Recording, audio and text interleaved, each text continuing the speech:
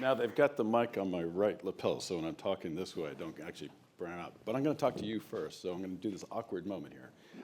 So this is the 5th year, I think, that Lockheed and myself have been coming back and sponsoring this conference. I think that's right. We've had Jim Bridenstine, former head of NASA, who at a certain point decides he's not going to run for another political office, so he was very candid, and he shared a great deal of colorful detail, and there was a great call and response. In previous years, we've also had a panel on the artificial intelligence and AI. We had the director from the CIA's AI team, and we also had the lead Defense Innovation Unit for space here. We've had a lot of interesting conversations. This year, we're turning things just slightly different. And the reason for that is because in full advertorial, I'm trying to find ways in which we encourage more students to come and intern at Lockheed Martin. And because of the environment that we're in and some of the labeling and such, I don't think people really realize just what it is, the span, the scope, and the interaction with the space economy from commercial and civil all the way to the depths of national security. We'll talk about that. But I wanted to introduce 2 people who are at different stages in their career, but both represent what I'm actually hoping is something that can be very familiar and something that you might be able to identify with, because I'm encouraging you to come up and talk to us, shameless pitch, about exploring. No commitment required. Come out in Denver, Colorado, come to Sunnyvale, come to Florida, come to Owego, New York, if that's really your preference. Come find us, and we'd really like to hang out with you as well. So with that said, I'm actually going to take the moment to answer the question from the last moderator. You remember he said, what non-traditional company would you like to see in space? Now, I'm going to ask, how many people here remember the movie Ad Astra? Go on, show of hands. Like, not enough. That's crazy. So there's a great scene in Ad Astra where they go from, like, wherever it was, Houston, to the moon airport. Now, never mind, no one's bouncing when they're walking through the moon airport, but in the background, there's a Subway sandwich shop. And that, to me, represents a true lunar economy. At the point in which you get Subway sandwiches showing up on lunar moon base Alpha, you know you have a true economy. Before that, let's be honest, there's probably not much that's going to happen there that's not been seeded by national defense, security, and other aspects, if you consider NASA as an extension of national policy. So, from me to you, my answer is Subway sandwiches. By the time that shows up, we're all in, we have succeeded in a vision that is as depth and breadth as we all want it to be. Okay, with that out of the way, I'm actually a little curious about the composition of the crowd here. These are often people who come from academics. They also come from business. There are students involved, and there are also people from the press, as well as folks who are on the investment side. So just for the benefit of my panel and the people in the room, could I see a show of hands? How many people here are actually with the press today? Oh, okay, we're going to go easy on you. One guy. All right. How many people here are from the finance, investment, venture sector? Okay, a few. Let's say 3 or 4 hands. How many people here are actually from either the academic side or already working for space companies? Show of hands. All right, interesting. Semi-majority. All right, and how many people here are actually students who are actually, cool. So it's actually, if you think about it, it's a good balance between people who are working for space companies and students who are looking at this and trying to find out more about what's happening in this space. So this is where I start getting into the interaction with panel. I'm glad that you guys shared with us. It really gives a sense of a fireside chat, like who we're actually speaking to, and I appreciate that. So space. Space is fundamental from the economy that we enjoy. We all understand it. You've heard a lot of discussion around the timing elements, the nuclear clocks and GPS that allow banking and everything else for navigation. So when we think about space in particular, we have a real anchor on both the power of exploration, but also the resilience and the depth of our economy. I bring this up because I don't know how many of the panelists this year have actually talked about security as a nexus inside the space domain. And typically in previous conferences, there really is not an emphasis on the defensive security element of space. But let's just be clear. When we think about the investments that you're trying to make, or the companies that you are starting to form, or for the students where you aspire to actually go, space is a domain, but it's becoming contested. And so to that extent, it's a little bit about thinking about the economy and the company you want to build that's dependent on international seagoing trade. You have to have stability, otherwise that breaks down. And so from that point of view, let me go ahead and just suggest to you, as we discussed today, particularly from a Lockheed Martin point of view, a perspective of like what space means to us, it is actually the resilience of our economy. It is the exploration and the things that actually challenge us and motivate us to go further than we're accustomed to and create new opportunities, no question. Contributions to our economy and science based on the NASA space program from the late 60s on, it's almost incalculable. And to that end, there's also a defense and security aspect of this. And this is something Jim Bridenstine talked at great length about, and I think really took some interesting questions. Because as we talk about China and what they've done on the dark side of the moon, that sounds exciting. But there's also a security dimension to that. And it really does actually pose serious questions about how much we can actually depend on the surety of the services in space, et cetera. So from my point of view, these things are a nexus. They're a web. And that's why today, it's my actually honor to introduce to you two gentlemen on my right who represent different spectrums of the way in which Lockheed Martin as a company partners with other firms as well as our customers to explore and experience space in its multifaceted dynamics. So thank you very much. Let me introduce Joe Ferrara. Joe is, and Joe, please let me say this because I'm the guy with no hair. He is a young executive who's come up and is one of the guys that I've met inside of Lockheed. Immediately you find allies and you find people who are like-minded and they're able to be agile, intellectually agile, and also think through a lot of problems. Joe was one of the principal architects of a very significant command and control contract that we had in Australia called Air 6500. And in that moment, it really does kind of exemplify all of the total domain approach. America, in the way that America has actually organized its budget, tends to be very stovepiped to services or customers or things it does. Interoperability hasn't really been the motivating factor in its architecture. Whereas Australia, with a more limited budget, has much more of a force multiplier concept in what they're trying to do. And Joe was the principal architect for us on the strategy business development side of having actually won that program with Lockheed Martin in the lead, with a tremendous amount of partnership with local Australian firms as well as across the spectrum of our traditional competimates. And it's in that moment that actually, for an international guy, and also thinking through like this great architecture that's a real web of capability, he has now come to become the vice president for C6ISR. And later on, I'm going to actually tease him and just say, how many of the C's can he actually name on stage, right? They keep adding C's to this ISR thing. I've been in business 30 years. I can't keep up, to be blunt with you. Might be lack of plasticity, but we're going to get there. So Joe is my partner inside Rotary Mission Systems. Rotary Mission Systems as a business is actually, yes, it has Sikorsky, but it is actually at the core of the heart of our networking business, the command and control throughout Lockheed Martin Corporation. So Joe is going to help us from the discussion looking at, I would say, the complexity of the web, from undersea to cyber to what is taking place with assets and the interaction with space all the way to cislunar.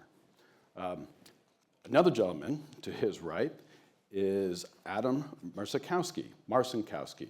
I almost nailed it. So this is really interesting. So Adam comes to us a relatively early career professional, but even at the stage in which, what are you like, 6 years in? Going on 8 years. Going on 8 years. He is actually our architect of developing the lunar surface. And I want to actually emphasize that. In our type of business, because space has been a core of a Lockheed business for 30, 40 years, that doesn't mean actually that we don't actually rely on new generations of people coming in to help architect what our destiny and our future is. Adam comes from the Colorado School of Mines. He was an intern himself. And now, like I said, he's one of the principal architects for us as we consider what is taking place on the lunar surface, our strategy there, and our partnerships with you, as well as our government customers. With that, I'm going to jump into the questions. Gentlemen, you ready? All right. First question is to my colleague, Joe. Before we get into the specifics of space security, can you set the landscape of security operations that rely on the space layer? Specifically, some of the key priorities as we see peer-to-peer adversaries advancing across multiple spectrums from space to seabed. So first, thanks, Tim, for moderating and calling me young. I am 1 month away from being 50. And I also like to thank, this is my first time here. You've been here 5 or 6. I'd like to thank MIT and New Space Org for this fantastic event. I think just bringing people together, have this kind of exchange of ideas and thoughts has just been really eye-opening. So to answer your question, you said a key word there, and you said peer-to-peer. Despite what we see on the media in Ukraine, in Europe, or the Middle East and the Red Sea, most of our national defense security, all the documents that you're reading, all of our defense budget, not all, quite a bit of our defense budget is focused on peer adversary and the Indo-Pacific. The Indo-Pacific is a region of the world that, without a doubt, is going to define the next century of security, global security, and also, just force projection and power. And, by the way, I use the term Indo-Pacific. I was, about 3 or 4 weeks ago, I was on a stage with Vice Admiral Converse. He's the Indo-Pacific commander of the Pacific Fleet, and he had a really interesting way of defining what the Indo-Pacific was. He said, I'm responsible for everything from polar bears to penguins, from Hollywood to Bollywood. So from the west coast of California all the way through the Indo-Pacific. So it's a pretty big, vast expanse of when we talk about the Indo-Pacific. And the reason why I've been hearing a lot of the conversations today about having to go fast and having non-traditionals and needing commercial technology. And what's really driving that is there's a temporal aspect to it. China and Beijing, and President Xi has come out and said, I'm going to take back Taiwan in as early as 2027. And for those who don't know, we have a mutual treaty with Taiwan to defend Taiwan.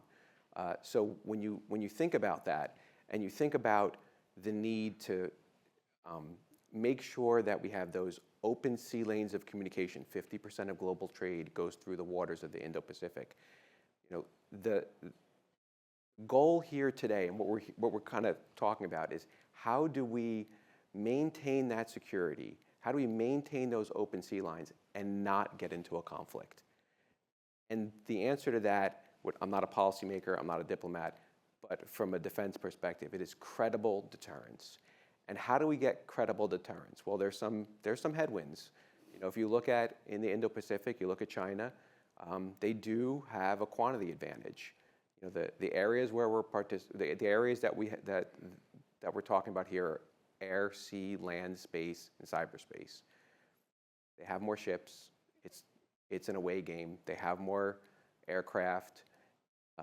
Undersea, we still have a pretty significant dominance. When you look at space, we have an advantage, but that is closing very, very quickly. And when you think about how do we respond to that, that's why we hear about, and we talked about a lot of it today, which is affordable mass. How do you build the 90% solution, get things out there quickly, whether it's drones or UAVs or proliferated LEO. And those are the things that we have to be doing, but that strategy in isolation, think about what we're saying is we're going to out-manufacture a manufacturing superpower. So we cannot just get to affordable mass, and mass is being the scale. We need to partner that up with a couple of other things. So we do have some headwinds, but some of the tailwinds. So what are our strengths in this area? Our strengths are our allies and our partners. So when you look at when we go out to an exercise, we're out there, and Tim had mentioned that I was out there in Australia, but I've been spending a lot of time in Japan, in the Philippines. when we go to operational exercises, you'll sometimes see 20 to 30 like-minded countries out there trying to figure out, how do I connect my forces? How do I operate together? How do I share information? And I can tell you, in that vast expanse of 50%, greater than 50% water, it is really enabled through space. The second thing is, and it's kind of a corollary to this, is what we like to call decision superiority.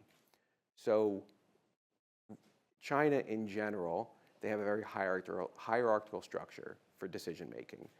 All decisions go through Beijing, and it's very fragile and brittle. If you compare and contrast that to the US and our allies and partners, when we provide what's called commander's intent. So when the data and the information gets to the edge, the operators understand something has changed, they can make a decision and not have to go back through that very rigid command and control structure. Well, when you think about in that region, how we maintain that disproportionately through space. How do we make sure that we, A, have all of the ISR assets down to those edge decision makers? And I also talked about the command and control structure. How do we prevent that data getting back so we can keep presenting problems to China where they would not be able to communicate back and forth? So, I'll say that the main goal for decision superiority is making decisions faster and really providing that credible deterrence, because we know that, every time we present a problem where they have to go analyze again, they may pause, and it might not be 27, it might not be 28. So the deterrence is basically trying to get President Xi to wake up, look across the Taiwan Strait and say, today is not the day.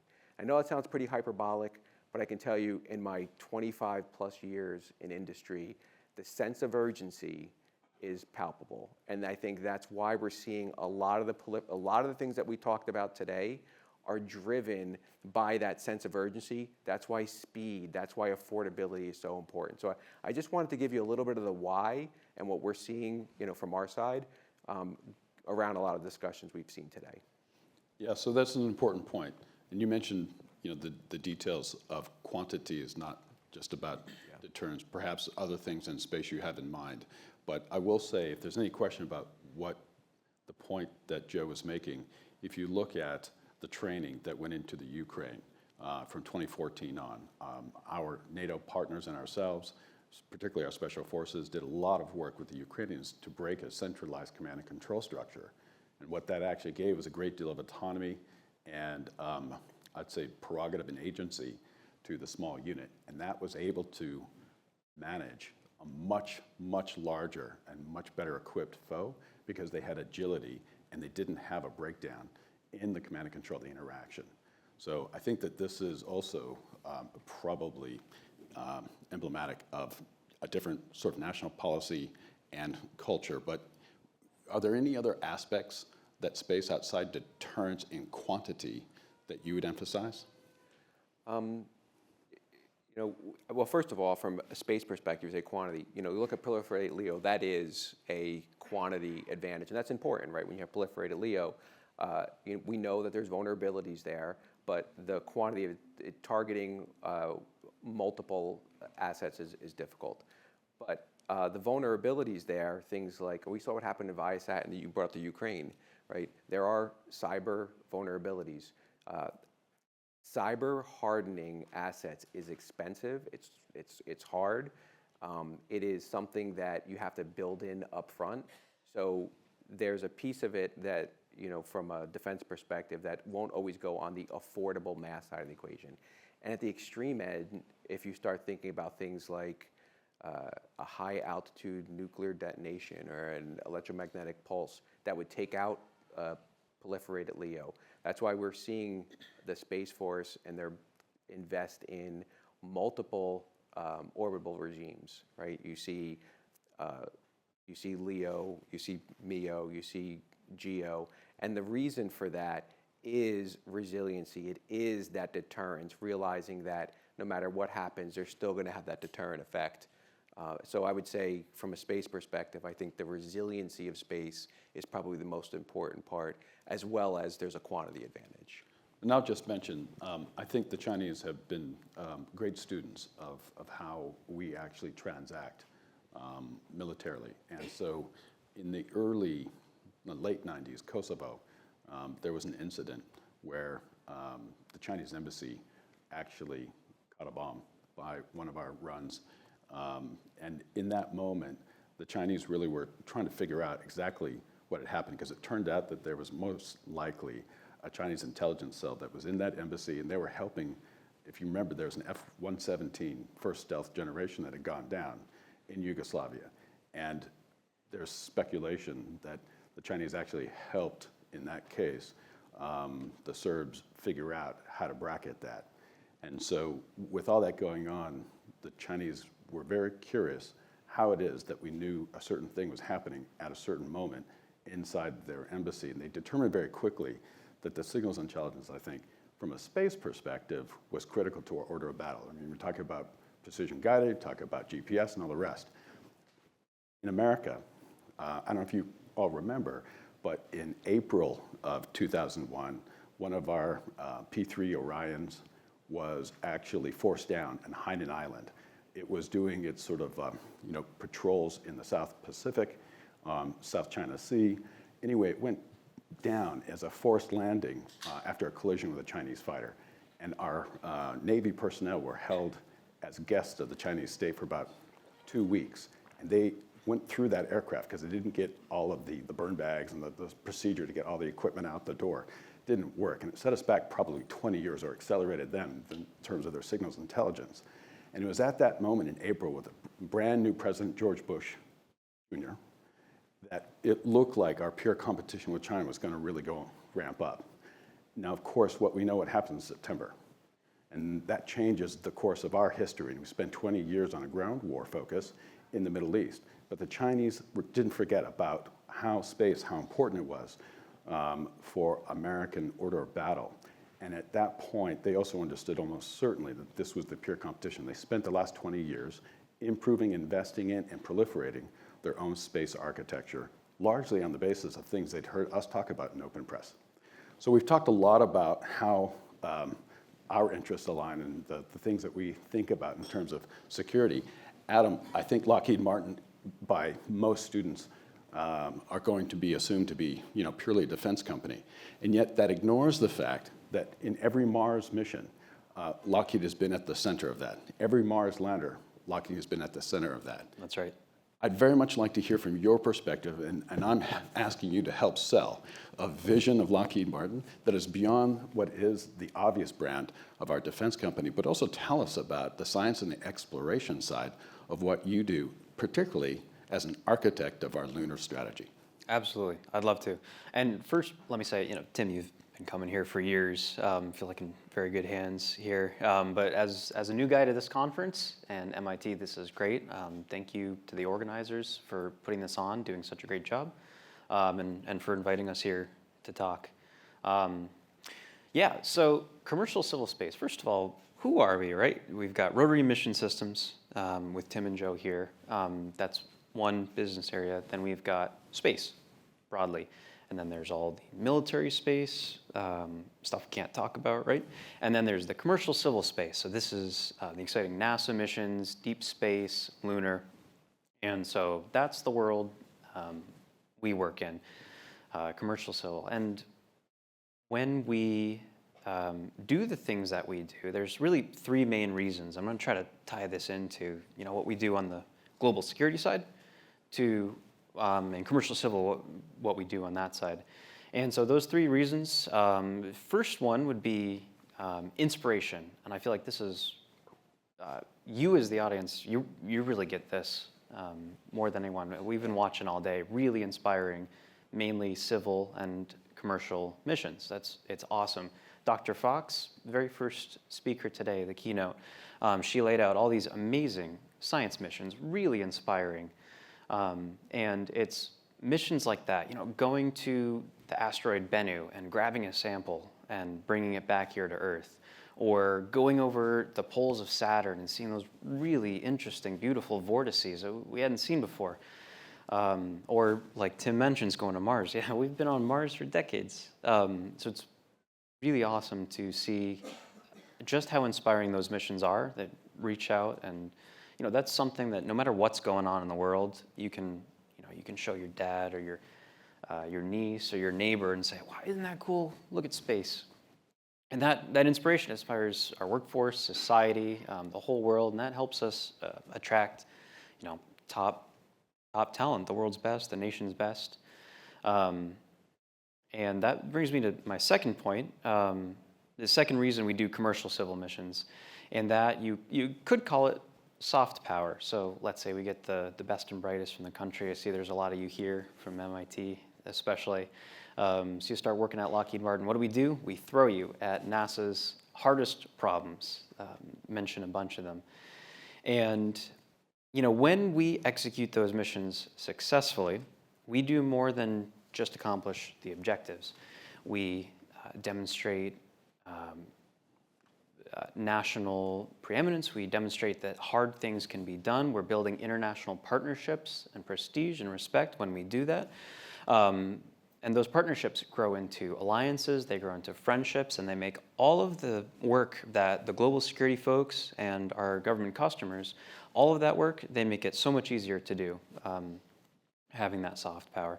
And then the third reason is the most tangible, right? Hard power. We talk about instruments of national power.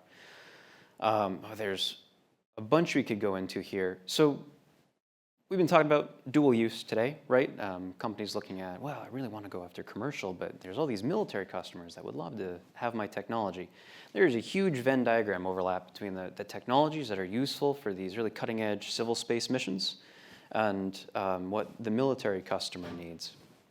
And so there's a great overlap there. The same with goods and services. If you had a commercial space tug or a depot or a power station, lunar rover, right? We had Lunar Outpost here.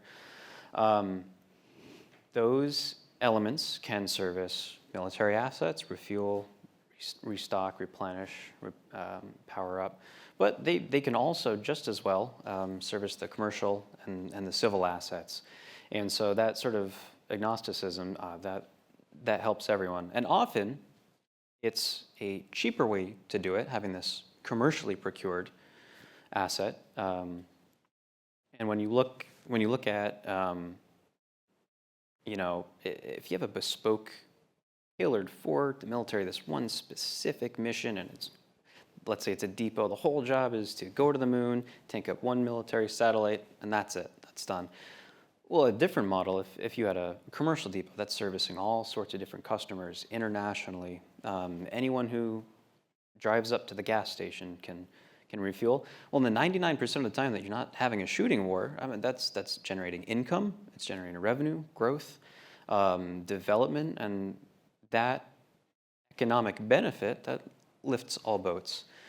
Yeah, so the things we do in commercial civil space, they inspire, they help us build international partnerships, diplomatic, informational, economic tools that we put in the nation's toolbox. These tools help the military tool when we can use that even more cheaply and reliably. And all these tools in the toolbox help the government do its grand strategy and accomplish the things it needs to do and keep all of us safe. Good framing. Now, we've actually introduced you as our lunar architect. And so maybe you can give us some specific examples for Lockheed Martin's lunar architecture plans. Is that tied, and if so, how much and in what ways, to NASA and the Artemis program? And what do you see happening there from your own perspective? Great question. Yeah, so shameless plug. We have published a vision for what the moon could and arguably should look like in the next 20 years. And so about a year and a half ago, we thought, the time is right. We've got the Artemis program, NASA's Moon to Mars architecture. And, every company seems to get so myopic on its own technology, and we're no different, right, sometimes. We thought it might be beneficial to offer a really holistic vision that includes everyone that's going to play on the moon. And this vision, it's written by Lockheed Martin, but by no means is it a vision of one company or one nation even. It's a vision for every company, every nation, everyone who's going to the moon to collaborate, to work peacefully, to develop economic growth, scientific exploration. If you're part of that future, you're part of the vision. And So let's go and let's dive down to some specifics. Sure. So what, Starbucks on in the vision? that may be it. I mean, Subway, right? Subway, Yeah. right. So like specifically, what types of capabilities, technology, if you were to bring specifics, because some of those might connect with some of the interests here in the crowd, but what would those be? yeah, so our vision is water-based, nuclear-enabled, and commercially invested. So when we talk about water-based, we believe water is the fundamental resource in the inner solar system. You can drink it, use it for radiation shielding, agriculture, there's a million uses, right? If you split it, now you've got hydrogen and oxygen. Well, these happen to be, in their liquid form, the most chemically efficient propellant combination. If you take the hydrogen, throw it through a nuclear engine, you've just doubled the ISP. It's by far, well, we're biased, but we believe it's the most powerful and efficient propulsion system that we could be using to get from Moon to Mars. So that's water-based. Great thing about water, you find it everywhere. The Moon, asteroids, Mars, on the poles, even the subsurface. So when you want a fuel to carry you places, it's great if it's ubiquitous and found everywhere. Now, nuclear-enabled, we are firm believers in nuclear power and propulsion. Anything from fission surface power to, mentioned nuclear thermal propulsion, but also nuclear electric propulsion, right? There's really great use cases for long-haul truckers in space using nuclear electric propulsion.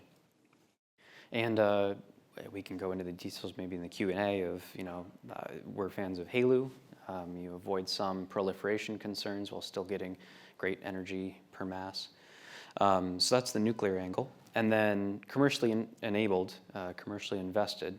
We've heard so many talks today about, it's so important as NASA shifts this transition to, hey, companies, we're going to give you all of the money in a grant, go do this mission for us. Two, we, NASA, are going to be one of many customers, many of whom are going to be commercial. So how do we affect this transition? It has to be sustainable. It has to make economic sense, and involving private investment, different funding models is essential to carrying off a vision as large as this. So I'm going to ask you a zinger, and I promise I didn't actually plant this one. So you've talked about water-based architecture for lunar vision, and we know that almost certainly in the shadows of the lunar craters at either pole, most significantly in the south, there's almost certainly to be water to be found. But I'm also understanding that a great deal of ionization takes place. And in that moment, my understanding is, this might be really unfair, so we might call a friend in the crowd if this isn't easy.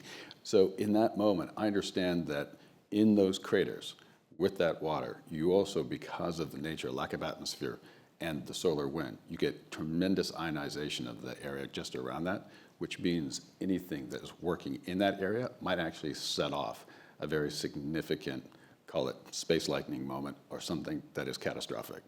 Have you heard anything about that? That is a zinger. I like that. Anybody heard about that? Raise your hand. Space ionization. Nobody? Come on. Okay, good. That's I would put that as one problem of 20, 50, 100 that you would deal with for lunar resources. So we could do a whole Q&A on that, I'm sure. All right, well, I think next year we should have a panel on the challenges of harvesting the critical resources on the moon. What do you think? Is that right? All right. Thank you. All right, Joe, thank you very much, Adam. Thanks, Tim. We've talked a lot about defense missions heavily reliant on space, but beyond the obvious ones, such as assured communications for the battlefield, our command and control architectures, the observables, ISR, can you highlight a few areas where you think we need to continue to evolve? Yeah, I can tell you where our customers are pushing us and where we're investing quite a bit. And there's two. One, by the way, in my portfolio, I have all undersea C4ISR, electronic warfare, and command and control. How many sixes or Cs? There's really 5, but we added the 6, which is combat system. And I would say, so when you look at undersea is very similar to space, right? Relatively harsh environment, not very explored. There's intermittent comms. I'm not going to get into the physics of how you would actually operate in space in terms of communications. Radio frequencies does not work undersea. Water is dense. There's acoustics and sonar fraction that you can't communicate all that well. So when you look at the missions that need to be taken on undersea, and they are critical. I mentioned the importance of undersea and the importance of decision superiority, whether it's prosecuting something where it has to do something offensive, or it's actually picked up some intelligence that needs to surface and get back to the continental U.S. Today, that really isn't possible. If you actually surface, you become targetable. So the idea of undersea directly communicating with space is something that we're investing quite a bit around.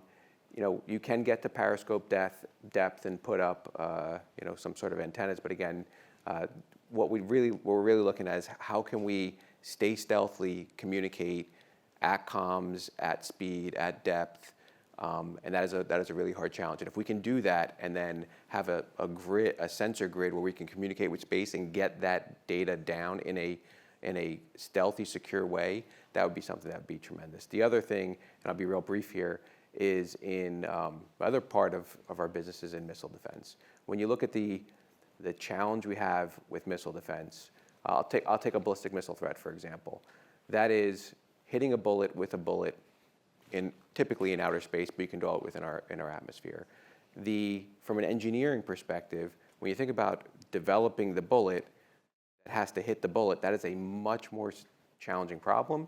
It is much more costly. It doesn't scale. And typically those things are about 10 to 100 times more expensive. So we have to start getting after some of the non-kinetic ways of doing that. It was actually, I was just reading, Space Force just released their space warfighting framework. I think it was last week. And Lieutenant General Bratton was talking about one of the key missions there. And I was expecting a lot of the things that he was going to talk about. It was in an interview. And I'm going to paraphrase, so go read the article to get the exact quote. But I thought he was going to be talking about defending space from anti-satellite capability. And what he said is what weighs heavily on his Guardians' minds, and Guardians, in the Air Force, they have airmen, the Navy has sailors, the Space Force calls them Guardians. He says what weighs heavily on his mind is the fact that they feel they're responsible for making sure that an aircraft carrier is not targeted and struck and putting, his exact words were 5,000 sailors at the bottom of the sea. So when you look at that challenge, and I can't get into the specifics of how they would go do that, that's all enabled through space, and you look at that imbalance of what you would need to do from when a kinetics or effectors, I talked about the imbalance you'd have from a kinetic perspective. We just can't afford that. We need to have non-kinetic ways of doing it, and a lot of that is enabled in space. And that is a relatively ripe area for investment and actually making us more capable in the region. Thank you very much. Yeah, and I'll say that I think from our perspective that Star Trek and things are happening, it's going to look a lot like a naval submarine, right? It is a harsh environment. You got a pressure vessel. You got a lot of things going on, and you have to operate often at remote, so you don't have instantaneous communications of other things. So when you think about anything about sort of manned in orbit or cislunar, it is actually much more akin to operating a submarine than is anything like an airplane or pick your other metaphor. So we're about out. The shot clock's going to go out. The big hook, if you've seen the Gong Show and you're my generation, to pull you off stage. Let's just pause real quick. Are there any questions from the room? Yes, perfect. Hi, thank you so much for being here. I am Atikuzzaman from New York University. My question is that you mentioned about the Mars exploration and how Lockheed Martin is engaged with that. My particular question is that is this totally based on the civil and commercial aspect, or is there any defense aspect um, working with this, considering the fact that there will be other countries in the Mars exploration in the near future? And if there is both aspect, like civil aspect and the defense aspect, how do you draw the fine line between those? So I'll tiptoe into that pool, and then I'll ask Adam perhaps to join us. The simple answer is our interaction with the Mars missions have been driven by our contracts and relationship with NASA and its affiliates like Jet Propulsion Laboratory and others. The reality is that we also have partnerships for many of our programs with NASA that itself drives partnerships with other countries across the world. So by its nature, NASA is a soft power modality, and it's really looking to build community and partnerships, and we're part of that as an extension. And those sometimes take the form of some types of commercial contracts in our interaction with other governments and partners. But let me just pause and say, from the architect's point of view, do you see us, and I think one inference of your question was, are there the potential for greater interaction with commercial activities, Mars? I think that's probably a good extension from our discussion around partnerships with companies for the moon. I don't know if you have a specific opinion about either. Sure, yeah, Tim, I think you nailed the soft power aspect of NASA out to Mars. I personally hope that Mars can remain, because it's so far out there and so hard to do, that it remains one of these inspirational places where any nation is going to have to work together if we're interacting out there just to accomplish a mission, something like Antarctica, right? A model like that. Now for the moon, absolutely there's commercial interests there. We say commerce follows the flag. And so as NASA goes to explore, say, lunar craters, some of those first very civil missions, resource prospecting, maybe offtake agreements, anchor customer purchase, something like that, that paves the way, that catalyzes the market. We've been talking about that all morning. For commercial players to come in and say, hey, I'm a junior miner, right, in space. I'm going to make a claim. I'm going to prove the claim and maybe turn that over to a larger commercial company to actually develop that mine, start spinning up a propellant depot so that we can get more routine, cheaper, cost-effective access between the Earth and the Moon and out to Mars. Yeah, and I'll point out that Lockheed Martin Ventures, which is reports up into our corporate office, CFO's office, is actually a venture fund, and it engages different parts of the business, but engages different commercial companies. And that's how, to be blunt, we challenge ourselves. When you're large and you have been doing a business of this magnitude, you can actually forget exactly how to look at problems as dynamic and orthogonal as it takes sometimes in a new economy. And so we partner and call out two companies specifically. John Serafini, who actually is the CEO of Hawkeye 360, been a fantastic partnership in forcing us to actually take a step back and look at things from, I would say, adjacent to the exquisite, which turns out to actually have tremendous value. Companies like Inversion Space, who are looking about like payloads and delivered anywhere on Earth, and a number of things that actually segues into both potential commercial as well as national security. My emphasis here, my foot stomp, is to say that we're very interested in having relationships with your companies. We're interested in our collaborations with the academics. We have a long-standing commitment and bilateral with MIT specifically, as well as Draper and Lincoln Labs.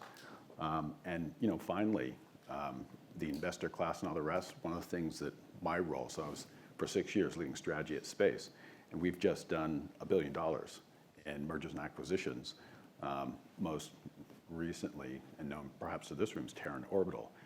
We're looking at ways in which we can partner with private equity in a series of things that are quite novel from the point of view of a traditional defense prime. And so I would like to talk to all of you. Again, I've transitioned specifically from space to rotary mission systems. In that moment, it is about the command and control architecture that really creates this web and connects all domains. For all these reasons, we're grateful to be here. And I will conclude unless I have any other questions. which we do incur. Sorry, no, I think we do have to move on because we have, we're close to 5 o'clock and we have a small special surprise for everybody, but thank you so much. Can we give a round of applause to the Lockheed Martin people? You want to tell them to stay for the picture?